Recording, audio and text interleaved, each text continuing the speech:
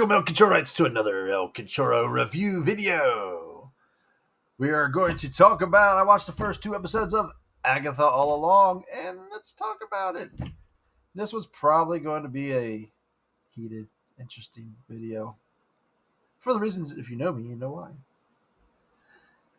So, alright, so, full disclosure about this show. When they first announced they were going to do a spinoff like 4 years ago, I was like, why? She was a cool villain in a quirky show. That doesn't mean she needs to have her own spin-off show. So you can't just give everything you've already done. They were already doing the Loki spin-off show, which, okay, Loki was the cool villain character, became a lot bigger than he typically is in the comics anyways. Just kind of like, okay, whatever, you're doing that one. That one's turned out to be great. I'll give it that. So you don't have to keep doing this. You've got plenty of other stuff you can do, Marvel. You don't need to just keep throwing things out. So it wasn't huge on the idea, but whatever. Didn't care. Then when they finally got around, the show finally got close to coming out 4 years later. They're like, well, now you waited too long. It's like the buzz for the characters died off now. All the people that loved the character from the show is like moved on and now with other ways. And the way of the world is, and people complain about everything nowadays anyways. So it's like, it's too long, waited too long. And then they announced Aubrey Plaza's in it. It's like, all right, cool, I like Aubrey Plaza. She's awesome. We'll talk about her here too. It's like, all right, that's cool, interesting. Then I saw some of the early trailers for it, and I'm like, this looks sick, and I'll admit, it started getting my interest. So I got interested in the show. So I was like, what the hell? I'll give it a watch. So I did. I watched it. Before we get into it, let's talk about some of the stuff before we even get into the show itself, because there's a lot of the hate, as we see the internet hate. That's the world we live in now. It's not, I'm not necessarily means you're a bigot or a feminist. You just make the hate videos because hate videos are cool. They're clickbait. They're hit. They're awesome. They're going to get you the views. They're going to get you the money. I don't make no fucking money, so I don't give a fuck. I'll tell you the truth. How far did it make it before I cursed? 2.5 minutes before I dropped the F-bomb. Because they see, at first I don't make money. Because, like, I've seen videos, someone went in off of a clip the thing we're going to talk about. And now they watched the first 2 episodes of the show. Oh, it's terrible. The show's terrible. Yeah, because you already predated that you were going to hate the show, and you went in with a show with a bias, but you have to hate the show. But it wasn't the way. It didn't turn out the way the hate you wanted it to be. So you tend to twist the hate to make it something else. I mean, you watched like 30 seconds of her video, and she started praising one of the things about the show, which was interesting. You're fucking fake. You do it for your clicks. You do it for your ad revenue. You do it for your money, because you just care about the money. That's what most of these YouTubers are. Most of them, they'll lie to you. They'll tell you, oh, I'm a fan. I care. No, they fucking don't. They care about the money.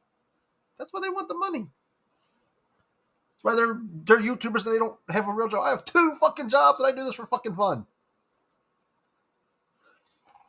They want to be lazy and sit at home and make videos. Yes, I agree. There's some that put really hard work into their stuff and they do really great stuff and they're amazing people. But there's a lot of people that just want to take the cheap way out and just try and they want to do this because they make money. Now I pissed off a bunch of people. Let's just piss off some more, shall we? All right, so like I said, I got excited when Aubrey Plaza was in it. There's a lot of people who were like, oh yeah, Aubrey Plaza, she's awesome, dude. That's pretty cool. She's hot and she's awesome. Then they did like a little red carpet interview. And I guess a couple of them, these are comedian actresses in the show, by the way. These are all famous comedy actresses. So then I started talking about this gay explosion. No one kind of picking up that they might have been kind of making fun of the whole acolyte thing a little bit there too. So somebody asked Aubrey. So the big thing everyone's going on about is somebody asked Aubrey Plaza about it, and she's like, "Oh, it better be. That's what I signed up for." Now everybody's like, "Oh my god, they're just doing the same thing as the acolyte." Oh my god! So you said you were interested in the show because you love Aubrey Plaza. You clearly don't know fucking jack shit about Aubrey Plaza to know that she's one of the biggest fucking trolls in Hollywood. She does sarcastic, weird, quirky interviews. Google her and Conan O'Brien. The dude can't even interview her because she's just being so freaking weird. He just can't keep a straight face. You're prejudging a show based on a soundbite from Aubrey Plaza. Shows that you're a fucking moron. Just saying. So so that got everybody all pissed off. So they're, oh, I'm not watching the show. Well, that's your problem because the show wasn't bad. The show was actually interesting. So we'll get into it. So the show obviously starts that Agatha's got like a little hex going on from Wanda. So you got to obviously free her from the hex. You got to figure out how you're going to get her out of the hex. So the first episode, which I'll admit was was about getting her, getting her freeing her from the spell and stuff like that. And it's interesting. I think they do go a little over the top in a few parts of it. That drags it down a little bit, but overall, I thought the episode was really good. And then the second episode was the getting a gang together for the heist kind of show, and I thought that was really well done too. And that was really fun and interesting. So I totally enjoyed these first two episodes. First one I'd say is a 6. Second one I'd probably give a 7 to. So definitely set up the show really well, and actually said, okay, this show's going to be weird and quirky and interesting. So I'm cool with that. So there's the rating part. So now we might start doing some more spoiler stuff. I don't know. Did I get all my ranting out of the way?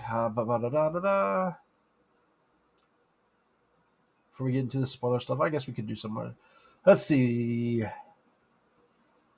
Oh, well, who's this show for? No one asked for this show. I did see that part in somebody's video as well. You don't ask for shit. No one. I didn't ask for Godzilla to be made. I mean, I wasn't born yet, so it don't matter. But someone did, and now it's a fucking massive, huge thing. It's led to fandoms like this, all because Ishiro Honda had an idea, and they came up with a giant green monster to come out of the water that nobody asked for. Now it's fucking huge. So, I'm sorry. So, are movie studios and directors and writers supposed to go out there? Oh, sir, I'm sorry, sir. What would you like us to make a movie about? Okay, we'll do that for you. Okay, how about you? What would you like us to make a movie about? Okay, sure. That's not how fucking Hollywood works. You fucking retard. Sorry, I used the R word. They don't like to poll people. What do you want us to make movies for? No one is for it. Well, yeah. There's a lot of great stuff that's come from stuff that no one's ever asked for. That's how I hear that all the time from people. Like, so are they supposed to take polls and see what you want them to make? There's a word for this. It's called entitled. That's like the stupidest, dumbest excuse I've ever heard. She's a popular character. People really liked her from the first show, so they decided to give her a spinoff. Like I said, I didn't personally at the time. I was one of those people that said, I don't think she deserves a spinoff, but I don't care. They can do what they want. It's their. They own it. They can do what they want. Personally, if you're paying for Disney Plus, you're paying what, $20 a month or whatever. I feel like I should have Star Wars and Marvel shit every fucking week to watch. I'm paying $20 a month. I'm not paying $20 a month to watch a show for like 3 months and then, okay, wait 3 months for the next show. That's not how it. That's not how shit works. Why would you want that? That makes no fucking sense. Netflix, you pay for that too. New shit comes on Netflix every goddamn week. Some stuff you might want to watch. Some stuff you might not want to watch. It's called you get choice. I don't care if there's some Marvel stuff or some Star Wars stuff might not appeal to you. Then that's cool. You have a choice. All right, I don't care about that show. I'm not going to watch it. I watch this one instead. That's how it works. No, they do too much. I can't keep up with all the shows. They should have done like 2 shows a year. So you want to pay $20 a month to watch 6 months of television? Of stuff on that channel? On that stream? You sound kind of stupid, if you ask me. There should be nothing. There should be tons of Marvel stuff, tons of stuff. They should be making stuff all the time. That's their bread and butter. That's what most people are on Disney Plus for anyways. It's for those 2 franchises. So yeah, we should be getting tons of it. Always put stuff in there. It's not, it's broke, it's just same for that. No, okay, so you put me in charge, throw me in charge of Star Wars. You get stuff for the old trilogy. We'll get stuff that's edgier and goes out there to attract the newer fans, the sequel trilogy fans. Stuff for the women, stuff for the LGBT people. Do some old Republic stuff. You do everything. And then I'd put out some of it, some old Republic, some old trilogy stuff, some new trilogy stuff. If I put something out for everything, then you get to say, this one sounds pretty cool. I'm going to watch this one. Or you can say, hey, cool, I'll watch all this stuff. I'm a huge Star Wars fan. I'll watch everything. And some says, well, this one was, I like this one better. This one wasn't as good as this one. Boom. Problem solved. Here's the problem, though. They would do that, and you have the same people that would love this stuff, and then they would shit all over this stuff because they don't want to. That stuff's terrible. That's not the intended target. The people that like that stuff are the intended target. It's not all about you. You put out a big cloud of everything, then everybody has something to look forward to. That's how you solve this whole problem for both of them, Marvel and this. More stuff.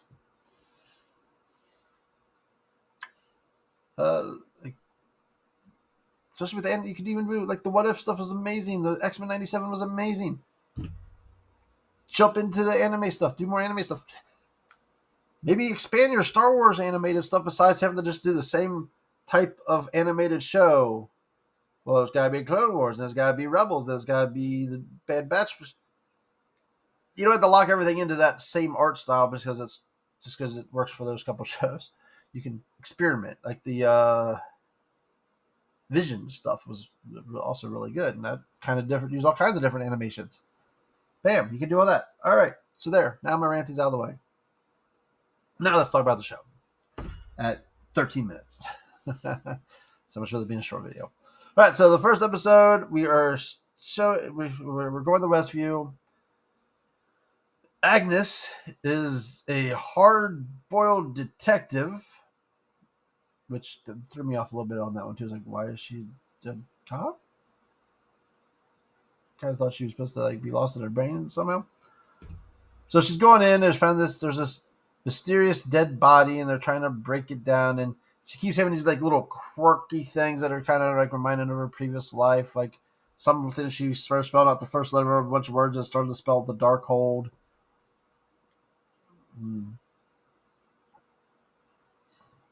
So we got that going.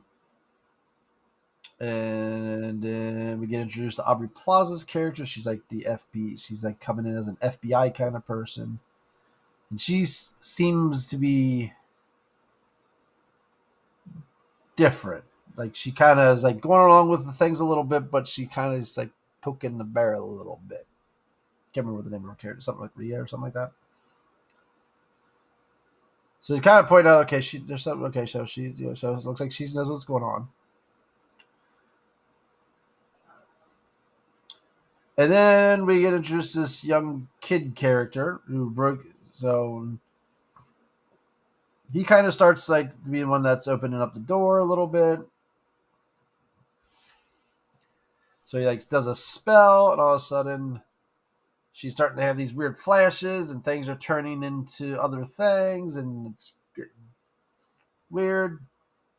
Then we end in a scene with the morgue, and her and the Aubrey Plaza character are both there, and the dead body's there, and they're trying to push her to figure out something it is. And the dead body's name you see is W. Maximoff.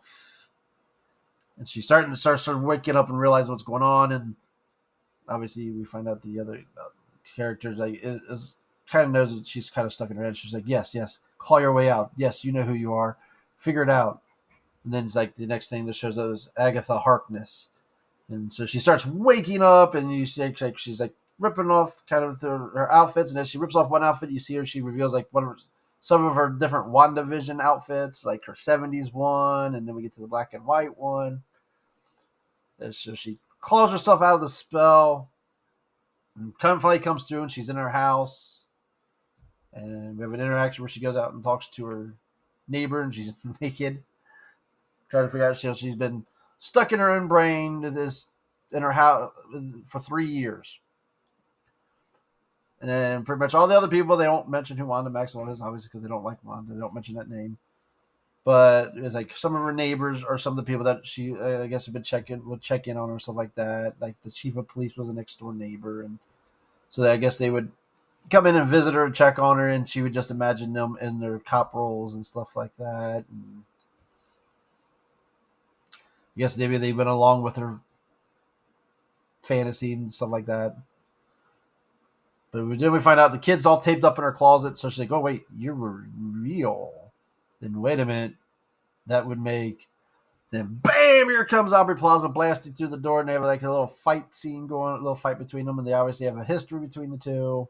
Agatha doesn't have her powers. And Aubrey's trying to stab her with a knife. And she ends up kind of talking her out of it. It's like, hey, wouldn't you rather take me down when I'm full powered and stuff like that. And something about you can't kill each other. And some... obviously some witchy stuff there to go with. Weak way to get out of it, I guess you could say. But so she's like, fine, I'll wait. But the Salem 7, they know where you are and they're coming for you. So the first episode about pretty much her coming out of it. We find out the kid is some kid that wants to be a witch.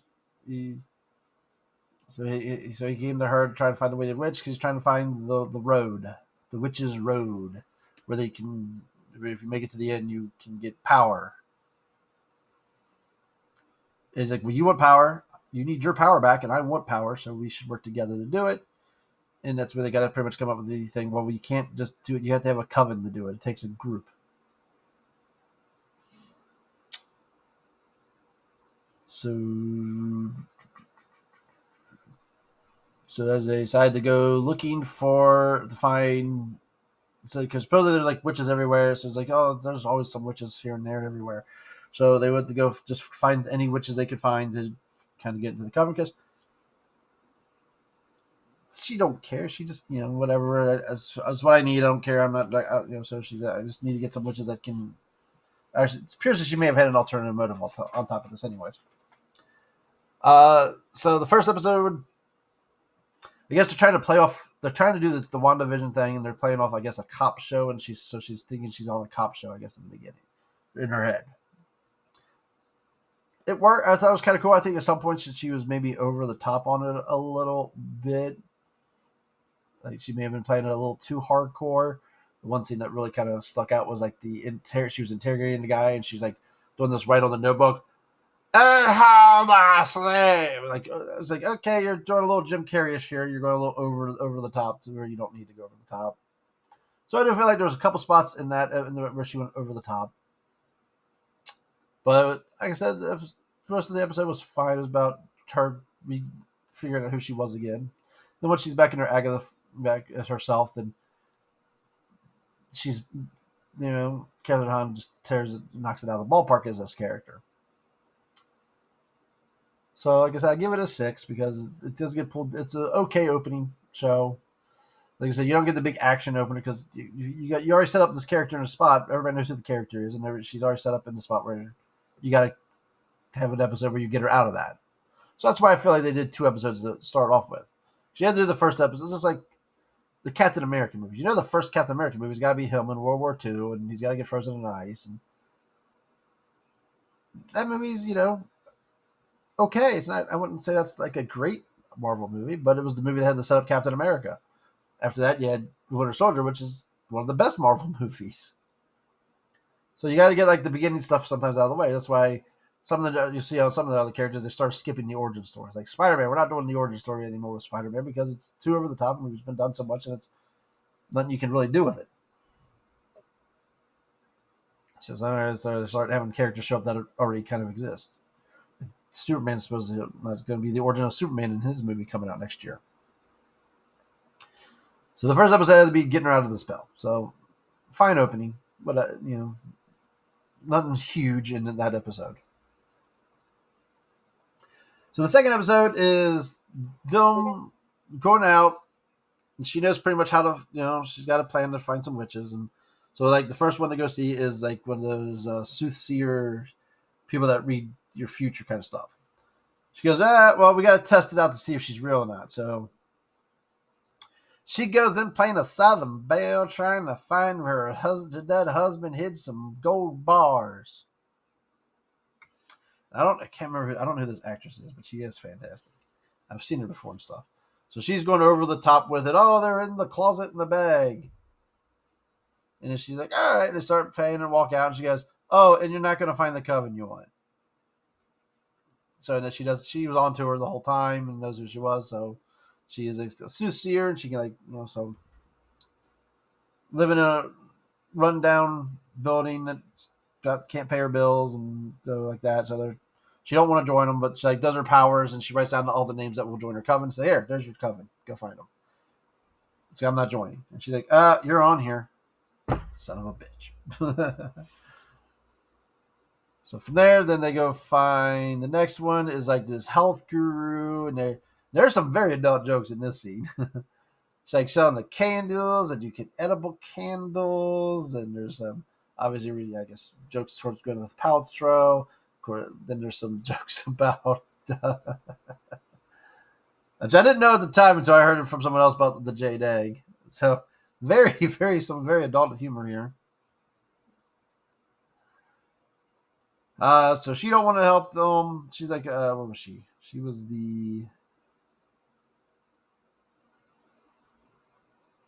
think the next one's the protection spell. I can't remember which area specialty was. But it seems like there's been some issues with some of the products she sold, so she's got all these lawsuits pending that she might that could add up and make her go to jail, and she needs her power, so she needs to get more power. So they end up using that to kind of get her. So you find these down and out people that need some reason that she can easily manipulate. So you're like, oh, well, you're going to have this, and we don't do well in courts. We know that. Then the third one is like a Hot Topic bodyguard, I guess. I don't know if it's Hot Topic, but it's like a mall store body. I don't even think he was like a mall cop. She was like some mall store bodyguard. So they try and like do a fake out of someone trying to steal something. So she like tackles him, and then the boss comes out. Like, oh my god, she tagged him for no reason. So he fires her, and she's like an ex-cop that also lost her job. So she's a down and out as well. I think she's supposed to be the protective person one. So they use that to try and convince her to join. Meanwhile, while they're doing this, we see images of like a raven, rat, coyotes, all these dark omens. So they get back to the house. They're waiting for the coven to show up so they can do the road. And all three of them do show up. And they're like, wait a minute, we got to have a green witch. We got to have someone. There's got to be another. It's like, wait, there was one more thing. It was a black heart. And she's like, it was only a black heart because you drew it with a black pen. Now, the callback here is at the previous episode, Aubrey Plaza said something like, I do have a heart, a black one. So obviously they're hinting that it's supposed to be the Aubrey Plaza character, Reen or whatever her name was. I didn't. And she's like, all right, I gotta get somebody. So she goes out to her neighbor's house, and it's the lady that played in like the 70s show. And in the WandaVision show, she was like Miss Hart. like that. She goes, well, that's not my name. This is my real name. I don't care. Just you want to come to a party? Come on over. So they bring her in. Like, oh, here she is. Here's the other person. The other ones don't even question. They don't even question. They just go with it. So what? So that's kind of silly. So they go down to the basement and they do the chant and song, which I was actually surprised I haven't heard too many people whine about this as much as they did because the Acolyte had their little chant thing too. Because chanting is a witch's thing. That's what they kind of do. The Acolyte one, the chant they came up with was absolutely atrociously bad. I don't deny that. So this one they have like a little song about the witch's road, and the three of them are really singing it, and the other one's kind of, and the other chick's kind of like dancing around, just kind of going with it a little bit, maybe like that. And like I said, it works. It's it's a witch's chant. And I thought it was actually pretty good. While they're doing it, obviously the other guy stays upstairs because he wasn't allowed to be part of it, and he starts noticing some. I guess he goes outside for some like a dog or something like that. I think, and all of a sudden there's these black figures. Where it's like a couple, and they go together, then they come back apart. So I don't know if it was one figure or seven or what it was, but they were super creepy as hell looking, which was awesome. So they looked amazingly weird. So he runs back in the house and starts like trying to like put stuff up us to keep them from getting in, and so they start trying to get in the door and reaching in and stuff like that. So they finish their little chant. But meanwhile, they finish their chant and nothing happens. So the Agatha starts going off on them, calling how terrible they are, and they're not the most pathetic thing of witches. And they're all getting fired up, and you can see their powers juicing up because they're. And then one was like, "Wait, no! Don't blast her. She's trying to get us to use our magic against her because that's how she works. We use her magic against her, and she takes our powers," which was mentioned earlier in the episode as well. So she's like, "Just blast me, you bitches," and stuff like that. It's like, you guys aren't good enough for this. Like, I need power. So she was trying to manipulate them just to get power from, so she gets some kind of power. But then the door appears. So the door does appear. So their chant worked. So they open the doors, and it's a stairwell leading down. So they all start going down. Well, first the boy comes running downstairs. We gotta go. Okay, time to go. He's the first one that goes down, and the other ones start following him. So Agatha starts coming in. She's coming in, and she's the weird thing just starts doing the grudge type walk down the stairs, like really creepy as hell. So she closes the door, and it's trying to get in, but then obviously the spell's over, so it turns back into a solid wall ceiling. The door disappears. So when they get to the bottom, there's this big weird area with a kind of the Wizard of Oz yellow brick road, only witchified, I guess you could call it. That's leading them down there. So they're all like, I knew I never doubted us for a second. And they all take off their shoes and walk down the road.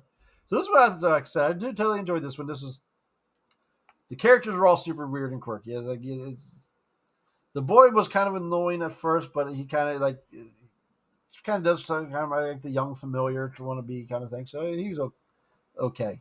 But the other three witches, well, the other four characters, you could say, because the one that's not a witch, their performances are really good. They're really entertaining. Catherine's obviously knocking it out of the park as her sarcastic, snarky Agnes. And then, like I said, so all the characters are meshing well together, and that's what's good.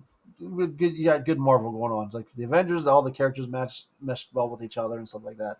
So when your characters are mixing together, I gotta give the kudos. That means the writers are doing their job. They're making the characters all work. Nobody kind of feels out on an island there. So they're all kind of they're matching with each other. So it's great performances as well. So it shows off. So it's an interesting start. So we also see parts where the boy's trying to tell her who he is, and she can't hear. He went to say his name, and there's something went over his mouth, and wouldn't let him talk. There was a scene in the car. He tried to tell about his life history, and he just kind of zoned out, and she could hear everything else but him. So there's something obviously with him. I've heard people joke that it's Mephisto. People think it's Scarlet Witch's son. People think it might be Agatha's son. But there's obviously going to be something about him that we have to see. I'm about to run out of time. So definitely interested to see where the show goes. It wraps up on Halloween. So we will cover it some more.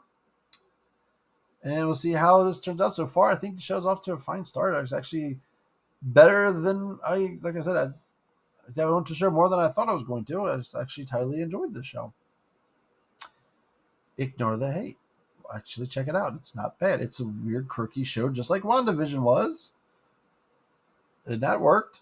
So, I give this one a good. This was good. I enjoyed it. Till next time, Cachorro out.